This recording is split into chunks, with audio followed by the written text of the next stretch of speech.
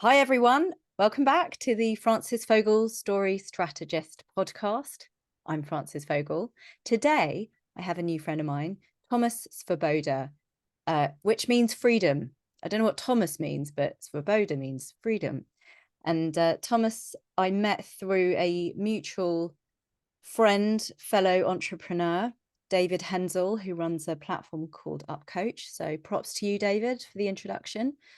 And Thomas runs a wonderful organization that's newly on my horizon called Sustainova. And Thomas is going to be telling us all about what it is. And we will also be possibly touching on how we're going to be working together, which is really exciting.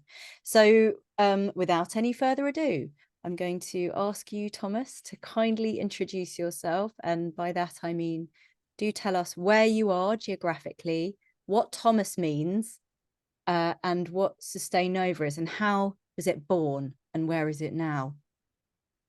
Okay, Francis, thank you very much for invitation and doing this. So Thomas means, I believe, twin. So I'm like twin freedom. Not really sure if that does make any sense, but yes, this is what it means. And so I come from Czech Republic. I am super 100% Czech or Czechoslovak, so there's no other different nationalities in my heritage or in just the history of my family. So very Czech, and I'm entrepreneur. I moved actually 6 years ago to Asia. I was living in Vietnam, where I started my entrepreneurship journey as a market entry consulting firm, which lucky enough being in the right place in the right time when Southeast Asia is very popular now as a economic destination and companies wants to expand to those markets. So because of the good area of business, you're able to grow very fast. And actually 2 years ago, we were acquired by a larger Singapore group. and that was the also reason I decided to come back, because for me, Asia is beautiful, but at the same time, it's so different when it comes to the culture, when it comes to language, uh, future, how people see it, and so on. And I'm coming from Czech Republic, which is very, very conservative country, in a way also pessimistic. But I'm happy that I moved out and just basically see the world from different perspective and can even call myself right now a global citizen. But yeah, after the acquisition, I have decided to move back to Czech. I did my job, did my part there in Asia. Company is still there, existing, thriving. So it's awesome. We have close to 100 of employees right now in Vietnam, and why basically I started Sustainova, which is what is my passion and what I'm hoping I'm gonna do for the next 50 years, and possibly build even company as a Virgin Group by Sir Richard Branson. Apologies for my voice. Of course, it happens when you press record. You are human. Yeah, of course. So I was always in impact. I was very much passionate about it. I was basically started when I was younger, always doing some jobs which basically were meaningful. And so when I was in university, I found out about organization called ISEC, which is a student global organization helping students travel around the world and meet others, and basically go through internships, speak about different cultures, and so getting jobs. So this was something when I really realized what I want to do, and it was on the projection to something impactful, but I still didn't know what it should be. And when I moved to Asia, as many of those countries are developing countries. So I saw basically the progress, but at the same time, the lack of education, what was there when it comes to, for example, sustainability or waste management and so on. So this is where I kind of like realize what I really want to do, and it's to educate society. And because I'm entrepreneur, I'm connecting this with business, and because I another person who is smart enough to build some product which can, I don't know, clean the air or manage the waste, reduce the waste, or prevent it.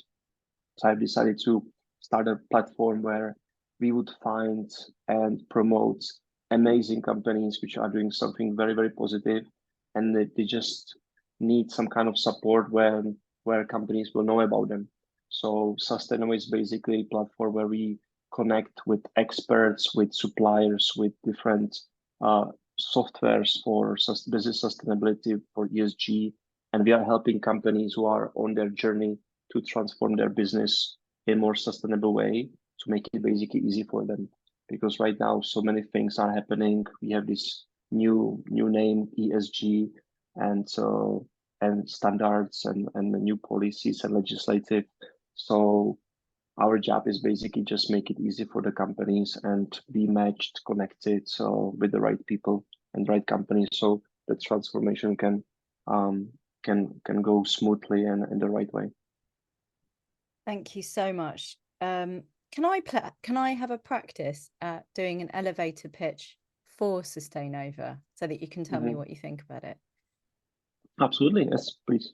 So, thank you. I would describe Sustainova as a groundbreaking, quite original, and I think possibly the first, but I could be wrong, aggregator of, as Thomas says, organizations that are able to support pioneering and hopeful and conscientious businesses across the globe who are trying to do better in terms of sustainability, social responsibility, and their carbon footprint, but don't necessarily know where to start, feel quite overwhelmed, and can really do with meaningful support in terms of both kind of being mentored and having their hand held, but also being introduced to the people that they might save a lot of money and time working with. I love it. I love it. I'll send it right away to my marketing guy. Oh, good. Okay. Well, luckily we're recording this. Yeah. That's great. No, because also, of course, you know, based on our conversations and what our conversations have been around is whether or not I might help you as one of those people that, for example, in this instance, could help people tell stories better. So I work with founders, custodians, as I like to call them, or leaders of purposeful businesses, primarily in London and the Southeast, but not exclusively, who are trying to do better in the world, punch with and above the big boys and girls, and make more money in order that they can sustain themselves, so that they can be employing good people who want to stay, and so that they can be appealing to existing customers more and more, so that those customers return and support them and cheerlead them, and also be responsible in their communities and for the planet. And I believe that you can use storytelling really effectively to kill lots of birds with one stone, although I don't like that quite aggressive metaphor. And so you've asked me if I will help support some of the businesses that come to you for help with their storytelling, which I'm obviously delighted about and more than happy to do. So we've entered into a conversation about the way you are providing a networking place for people like me to meet with others, so that when I think an organization I'm working with might like to use someone for impact report writing, somebody for kind of environmental waste management, whatever else I am not the person to go to for, that I will know how to use Sustainova to meet those people. That's one benefit of the platform, is if you're already an expert on the platform, it's very clear to you how to go about meeting the other experts that that organization may not come to Sustainova knowing that it needs. Because, and this is, let's call it the journey of consciousness, because, oh, wow, look at those fireworks. I love Zoom. If you're not watching Zoom and you're listening on the podcast, Zoom has just gifted me completely out of nowhere some really beautiful fireworks. Thank you. Very suitable. Yeah, so the journey of consciousness is something that I talk about in my other life as the founder of Better, Bolder, Braver, which is a community for people helpers where we teach them how to do good ethical marketing. And the journey of consciousness is to say, at what point of awareness are people coming to you? So when people come to Sustainova, what do they think they need, or what do they want? Can you answer that? What is the commonality of what do you want the commonality to be in terms of people coming to the platform? What are they thinking? What questions are they asking? What's going on for them? So firstly, I'm very happy that we are doing this podcast, because it's not just an interview and I will be just like spitting everything in my life. It's a mutual conversation where I can learn a lot as well. And so yes, I would love to get any kind of advice, because basically that my pitch, what I told you, I said in 1,000 ways differently. So basically every single time when someone asks me, what's Sustainova, what do we do, what's our mission, and what do you really want to achieve, I always just tell it differently. So I believe some kind of like elevated pitch is important. I'm very much a freestyler. So I just basically, what's in my head, I just spit it out. But yeah, so what the user, when they come to our platform, what they should see. So we are mainly focusing on two things. So if there is a company who is looking to transform their business sustainably, so they're either in very, very beginning and everything is very chaotic for them. They don't know how to start, with whom they should start, like who's the real expert, who is fitting for their industry, for their experience, for the scope of work needed, and so on. So, and these companies are probably also receiving a lot of emails, a lot of pitches, LinkedIn messages, cold calls, cold messages, and so on, just hundreds of them. Everything exists in the world in thousands of ways right now. Everybody wants to kind of like jump on this sustainability business, which is growing. And so I fully understand that for companies, this is confusing. So our platform is basically built where we collaborate with different experts. We verify them, we speak with them, we verifying their skills, their experience. We talk to their customers and getting the references for their experience, and we put everything on our marketplace. The access to the marketplace is completely free. So if there is a company who knows exactly what they are looking for example, you are looking for an expert in the biodiversity and you are building some factory, for example. So there, you know exactly what you're looking for, and you can just easily filter it on our marketplace, and you can connect with that person directly. We don't charge for that. There is like no charge on this way. You can either find these people on LinkedIn or just very comfortably in one place on our marketplace. Or if you don't know exactly how to start, which is the case of the first one, for the beginning. So we are basically your business partner, where we analyze all your needs and create the basically analysis and scope of work. And then we select the right experts to work on your project, consult you, and also match you with the right suppliers to execute the necessary steps towards the sustainability transformation. And so this is basically how we do it as an unbiased partner. And we have more than 2,500 experts in collaboration. We have over 1,000 right now suppliers, mainly focusing currently on Europe, but hopefully in 2 years we're gonna go to USA or America. We'll be in Southeast Asia, later on in the whole APAC.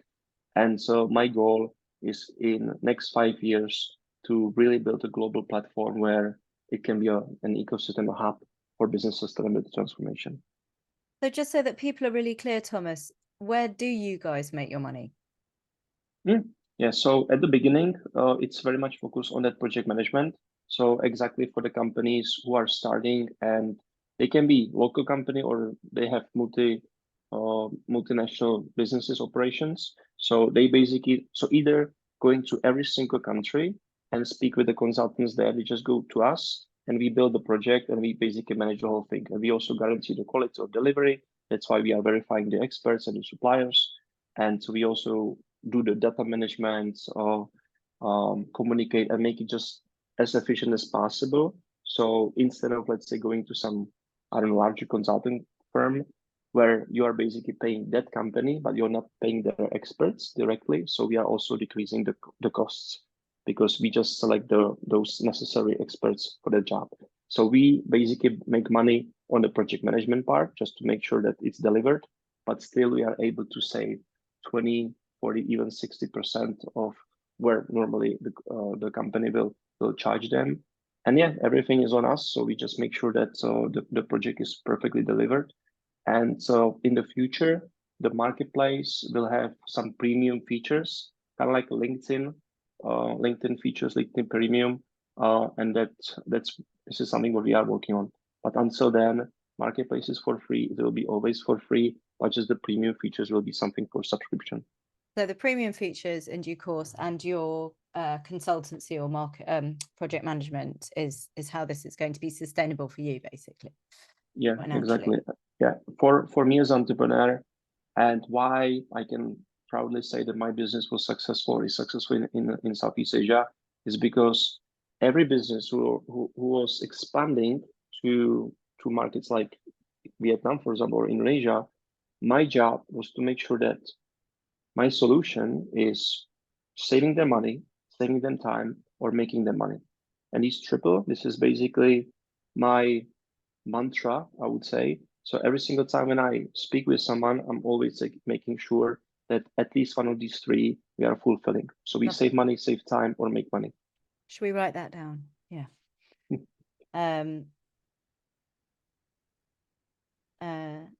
Right, sorry, getting sidetracked. I was thinking about our next meeting because Thomas and I are sitting down with the rest of the kind of board of Sustainova shortly to talk about all sorts of fun storytelling and marketing bits and bobs. So to go back to the journey of consciousness and sort of what people are coming to you with, could you, for example, give the listeners and me the sort of top 5 kinds of organizations and what they're thinking they want to do better in the world of sustainability? Like, what kind of businesses are we talking about, and what's the problem that they first present with, if you like? If we're like doctors, you know, what's the patients, what are they presenting with? What are they coming to us with? I'm not sure if I fully understand your question. Okay, so let's look at it like this. Like, can you tell us a story about the kind of client that has recently taken advantage of Sustainova, and sort of what they do, what business are they, and what was the issue? Yeah, definitely. Yeah, okay. So, for example, you have a textile company, okay? You don't manufacture, but the factories, let's say, are in Asia, and you buy the products for them, the apparel, for example, the textile from them. Then you either manufacture it or you basically put a branding on it and you sell it to your customers. Your customers are normally big markets where they're also selling other stuff, or directly to the customer. So this specific textile company, they have a large client to whom they're supplying with the portfolio of the workwear, and so on the whole supply chain, their client needs to report all the carbon footprints basically for every single product they are having in their stores. So this textile company needs to provide, of course, all this carbon footprint for every single product. And they have to collaborate also with their partners, the factories in Southeast Asia or in Asia, whom needs to provide them all this information. This is very, very difficult task to do. We are talking 2 or 3 continents. And so they came to us because they face this problem. They could not find a relevant expert or a consultancy who would help them to solve this kind of problem in their industry and in this scope. And our job was basically to build a team of experts in the whole these 2-3 continents Everybody's basically in this project management with whom we work with. We give them the jobs, they deliver in the respective locations. And so, for example, if something is missing in one of the factory that they are not fulfilling the certificates necessary for Europe, we also help them to get these certifications. So no one is basically losing the client. And also for this company, it's a massive competitive advantage for the future, because these companies like this large client, and I'm really careful about not saying the names, many of them will be looking for their partners, their suppliers who are fulfilling everything, certifications. They have all the carbon footprint calculated. Everything is stored in the data management, and they basically collect all these informations. And we are talking all the ESG, not just the carbon footprint, but also the social aspect, the governance, and everything. So our job is to basically just make sure that the whole thing is happening. And because their supplier of this client are not fulfilling some of these requirements, we are also helping them to make sure they do. So you might, sorry to interrupt you, you might find, or you're making an assumption that often what the case will be is that you'll have to knock on the door of the smaller supplier and say, you know, my client really does want to continue to work with you, and they didn't know that what was going to be helpful here was that if we come and say to you, look, we're going to just have a look at what's going on here, and indeed help you if you do need some help just getting everything above board. Exactly. So basically, we are here to, and all this whole chain of business partners, everybody wants to work together, but they just need to fulfill also some legislatives, right? And some standards. So our job is basically to make sure this is happening, and what is missing, we connect them with the right people or with the right certifications to make it happen. And I think so often the case must be, and I you know, just to kind of go back to the thing of what are they presenting with. I think the what I'm imagining the common question is, or the common feeling is I don't know where to start. I don't know where to start. So the intention, as you say, is there. You know, everybody wants to work together internationally and nationally. It's a bit like Eurovision. We were talking about Eurovision before, getting all these countries together, and you know, this kind of project that everybody kind of wants to be involved in, but there are so many moving parts, you don't know where to start. So somebody's got to be like, right, this is going to happen, we're going to project manage Eurovision Song Contest. But you know, you're kind of saying it's okay, like we know where to start and we're going to help you start. We're not just going to tell you what you need to do, we're going to actually support you in doing it. And for me, what I'm hearing is there's actually textile companies, for example, who might already be doing exactly the right thing in particular areas, in 80% of what they're doing, but they're not showing themselves over and above the textile companies that are not doing it. So you've got people in, you know, you've got international clients who may well take their business somewhere else because they just don't realize that the textile company that they have been using, you know, possibly is charging ever so slightly more, but is doing an amazing job in terms of sustain. So it might be that they don't need to do a lot to change other than tell the story better about what they're doing, and show the workings of what they're doing in the background with the, you know, other suppliers, as you say. And this is for example a good example of company Patagonia, right? So they are doing amazing job, but also they're communicating the message, the results, the impact very well. So in March I was in London and we had this event, and we had 230 plus entrepreneurs in London, and I asked them a very simple question: who knows Patagonia? Probably 98% of them raised their hand. And then I asked the same question, but with different company. And I asked them, who knows Interface? And there were like only 3 hands up. And Interface is, for example, $1 billion company who is a carpet manufacturer. And in last 30 years, they are building, or basically are working on their business sustainability transformation. And they were able to get to the very minimum of the carbon footprint. And they manufacture carpets. So absolutely amazing company. And of course, it's up to the company if they want to communicate, how they want to communicate and so on. But fortunately enough, there is a film, Beyond Zero, which basically tells the story about this whole transformation of interface company. And it's such a massive, impactful film which can show any kind of business. So you can be small, medium, large, multinational company to basically see what needs to be done and how this company did it. So they achieved it, and economically they massively grow. They are in all continents. They have offices in Singapore, in UK, Netherlands, US as a headquarters, and they are keep improving.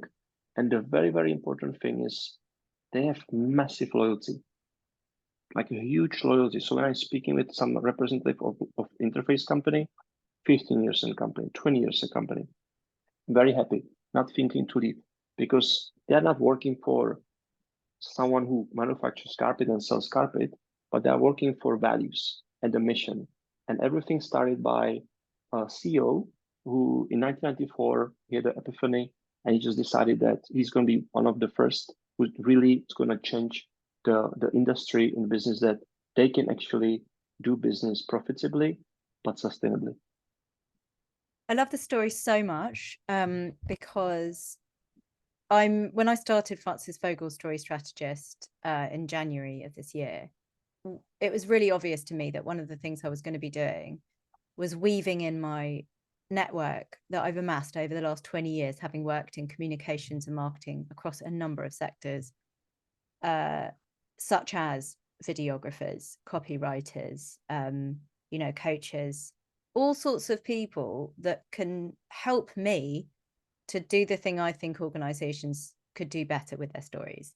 And so, but I still might have a battle when I'm working with an organization and I say, why don't you spend $3,000 on a video? They might say, why on earth would I want to do that? And having stories like yours, where you have an example of an organization who have made a film, and because the film has been distributed by a channel that has its ways of making their films be seen, means that company, and because you're talking about him because he has a great story, means that company will gather moss. The story will gather moss. The video will serve that company so well as a really quick way for people to get very clear that they are comparable to Patagonia, as you say.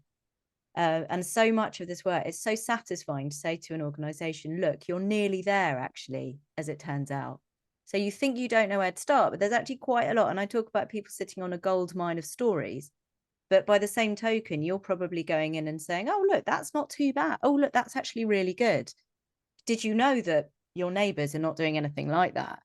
And suddenly people, oh, gosh, wow, that's really good to hear. My shoulders are literally dropping. But also it's like, well, that's not going to do any good, though, if you're not telling people. So you can safely tell people in the knowledge that we've given it the Sustainova stamp, lucky you, meaning you can now stop worrying about things and start putting your energy into making a film or, doing some marketing elsewhere to get the message out to your potential clients and suppliers that you're doing really well so far, that you're on a mission to improve the things that are not so great, that you're financially sustainable, but that you are hungry to grow and you'd really like their loyalty and business over and above someone, without shit slinging and name dropping people who aren't doing so well, but making the point that there's a risk you might end up working with someone who's not doing so well. And the customer feels really grateful because in turn they can be aware that the organization they're using has got all of the gold stamps, and it just makes everyone down the chain, supply chain, feel a bit better and more confident about doing the right thing, because everyone does. I think everybody does, and I've written down sustainability bandwagon because it's such an important one for us to talk about. And we were talking before about other bandwagons that people are jumping on at the moment, whether they're political or cultural. And it's, understandable. Sorry, my mic's playing up. It's understandable as to why people do jump on bandwagons. It's because they suddenly are given the opportunity to talk about things. They're given the language. where before they didn't have the language to talk about the thing.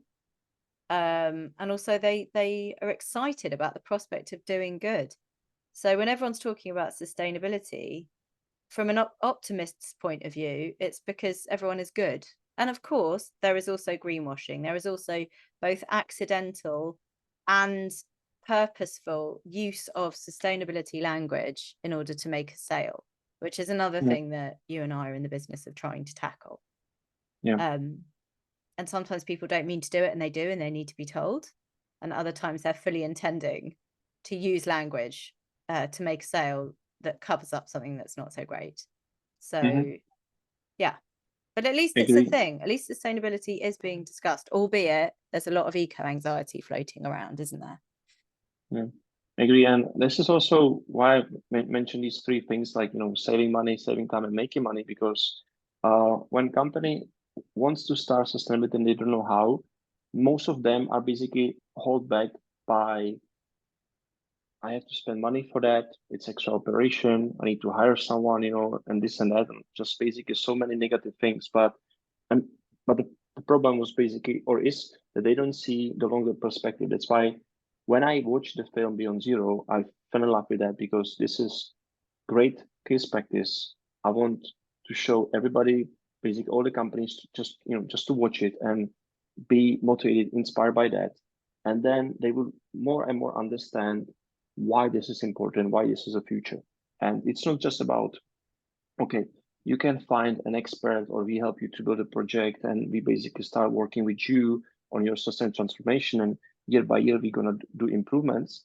But then it's also very important to work with people like you, Francis, and that's why we are having also this call and these following meetings together, because this company, when they do these improvements and they're building the impact, I want to help them to have competitive advantage, just as a kind of like a reward, because they are starting it. They are doing it, and I want to connect them with you, so then you can help them to tell the story the right way. So it's gonna go out there. More customers will see it. More companies will, for example, want to partner with this company because they are having the good, like, purpose for good. That's important. That's why it's not just about having an expert who can, I don't know, circular economy, or I don't know, diversity and inclusion. But it's also people like you who can help these companies to communicate properly. Thank you. I mean, yeah, great. And also anyone who's supporting you as another expert in, for example, ESG reporting or waste management, with the examples I used before, will want for their story of good to get out there, because then they can help others do the same thing. Because again, there's no point producing a fabulous ESG report or doing a wonderful job of sustainable waste management if nobody knows about it. You're not going to get called back to do more waste management work or impact report writing. And that's in terms of impact report writing, it's so ironic, because of course the people writing impact reports are really amazing at copywriting, at communication. But if the impact report is then just sitting as a PDF on someone's website, that's pointless. It can be completely repurposed in a really beautiful way to produce all sorts of really wonderful educational content and supporting marketing material.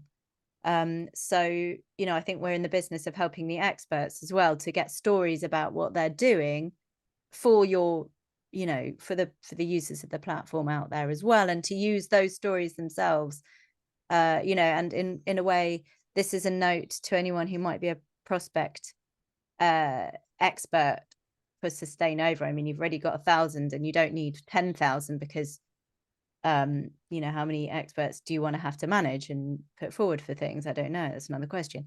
But should you be working with a client and have done a wonderful piece of work with or without Sustainova's project management, you should feel that you can say to the client at the end, we've done a great piece of work, let's talk about it. Would you write me a testimonial? Can you put me in touch with someone else? I want to cheerlead what we've done here. Let's mutually come up with a really great way of telling the story of what's just happened, whether it's through video, whether it's in an interview, it doesn't matter. But like, everyone can capitalize through a story. And the way that I describe it on my website, and it seems to resonate with people, is that when you've got, let's talk about it. So storytelling is obviously not a new concept. Everyone is talking about storytelling.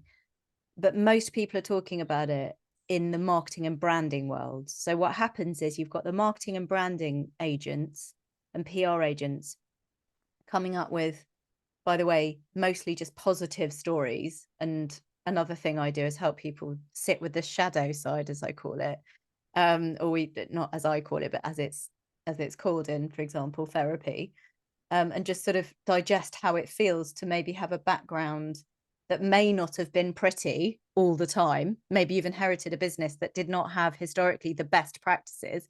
It's not your fault, but let's not pretend it didn't happen. So we do work around that in storytelling, my version of storytelling. And sometimes you need to be able to present some of the shadow side of things as well. But historically, or at the moment, there's a lot of toxic positivity in storytelling in the worlds of marketing and branding. And that's just in those worlds. And then those stories are not even being translated to customer retention or loyalty, as I like to call it, and employee well-being or sense of significance, as I've inherited from Seth Godin, whose recent book, Song of Significance, is wonderful, and all about how people who work for an organization can really feel that they are significant. They're not just being paid to do a job and then they just go home, but their very human presence is part of the fabric of the organization. And then the story is number 4, not being translated into the work that the organization does in its community. So what's the point of paying a marketing and PR agency, let's say $5,000 a month on a retainer, and then not using the same story to underpin those other 3 strategies at no extra cost? So the way I sell my services is we'll come up with a story and then we'll make sure that it's underpinning all 4 of those, objectives using the same story. Because guess what? If you tell the story in those 4 different places, it does start to kind of all come together a bit more than if you're just working in silo. Marketing over here and making money over here, HR over here, customer loyalty over here, community care, sponsorship, corporate social responsibility, completely separate. Why don't you just join them all up? What's the problem? I don't understand it. So that's how I talk about it.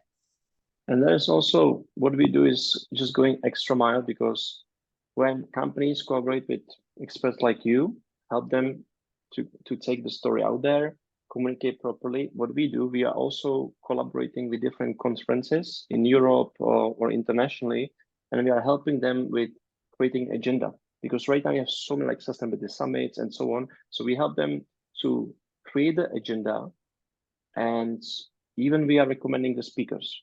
And the best case is when we recommend some of these companies who did the transformation, who are having great practice, and you're just going to ask them, please share it with the audience, because people, they don't want to go to the events and just watch. They want to learn. They want to be inspired and motivated by some good case practices. I love this, because you also, when you go to a conference, I've never thought about this, but you're 100% right. You want to be taken on a journey. You start the conference at A and you want to end up here, and to have clarity as the curator of the agenda as to how you want someone to feel at the end of the conference, and then to map out, maybe it's some of the shadow stuff a bit earlier on, and then the last thing is these fabulous videos of Patagonia and the carpet company, but to really make clear to someone trying to run a conference that there is a very important order to which these all can be presented is fantastic. I love it.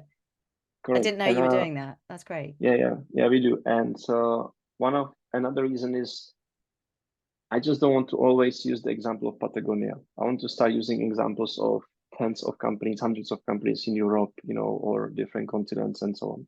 I signed up because, thank you, a while ago you told me about Beyond Zero, and they send regular videos of all sorts of other things, or is Beyond Zero the film, but it's part of another organization that I can't remember. So Beyond Zero is actually a film by Heavy Pro Cinema, which is or Come Clean Film LLC, which is American production, owned by Nathan Havey, who basically produced and created the film. And so the film is owned by them. When I saw the film, I reached out to him and I was like, let me help you to just basically promote it in Europe, because this is massive story. I don't have anything from it. I'm really just want to help it, just give it to companies out there. So what we do, we collaborate with different ESG associations, chambers of commerce in Europe to basically co-host the event together in different cities in Europe or Southeast Asia. And so, yeah, we basically do the public screening. Then there's interest from companies, so they want to do internal corporate screening. They want to do workshops, and so yeah, the film is very strong for the management, for the board, just to understand, why it needs to be done. In Czech, we have this quote. The translation is kind of weird, but the quote is "Fish stinks from the head," or yeah, smells from the head. So if the head Does is it? good, Is that if true? if the head is good, the whole body is good. Is that actually true? I have no idea. That's why I said, like, in Czech, basically it's our thing, but I don't know if really it's true. You can So try it can I ask you a sometime. question? Sorry, I found Sure. that was it you or David Hensel that told me about an organization called Water Bear? Oh, I think it was me. Yes, Okay, I so believe. Yeah. that was another one I'm super grateful for you telling me about. So for anyone who's not aware of it, I wasn't. Water Bear is, and I quote, it's a platform, waterbear.com. Watch stories that matter, dive into stories that speak to your soul and spark a sense of purpose, less spaced out scrolling, more wide-eyed wonder. Welcome to a world of stories where you play a part. And I subscribed when Thomas told me about it. And every, I want to say week, maybe it's month, I'm not sure, they send a really lovely summary of the films of that week or month. So for example, the last one I got was 3 days ago, and the films that they are profiling are something called Liam's Choice. Matt Shea finds what's happening in the world of circularity and whether we can apply it to our lives right now. Another film is Into Being, which is a multimedia project which celebrates traditional music and the beauty of the landscape in Romania. Another one is John the Bus. Meet John, an artist who's lived in a bus for 16 years and sees the world very differently to everyone else. And so essentially it's I'm not really sure, like an aggregator of films to inspire people to do good or to be better aware of the world. It's such a wonderful organization. I need to have a look more into what they do. Free. It's free as well. And it's free, yes. So amazingly, we're at time and you and I have to jump onto another meeting now. But this is just the beginning of a conversation which is ongoing for Thomas and me. I hope it's been an interesting sort of dipping your toe into the world of Sustainova. Can you just tell people what the website is, where they can find you, and what they should do next? Sure. So it's sustainova.com. So Sustainova is sustainability and supernova. So we connected these two words together, Sustainova. And so you can reach out to me at Tomas@sustainova.com. And so we will be very happy to receive people's feedback, what they think. We are really on the mission to build a platform which should be the kind of like the one-stop shop for the whole business sustainability transformation. So any kind of feedback, any advice or suggestion, it's very much welcome. If there are experts out there or suppliers with amazing products, which basically helps planet and helps companies to operate better, please reach out to me. We are happy to have a call with you, list you on our platform, just same way as we actually listed Water Bear, so that as well.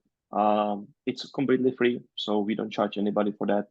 And so, yes, very much happy to collaborate because I'm only about building bridges and connect the world together to be a better place. Thank you so much. Love it. Thank and you to as well, feel free to do it. So Svoboda, freedom. Right, we're going to go. Thank you so much, Thomas. And thanks everyone for listening. I shall see you next time. Thank you. Bye.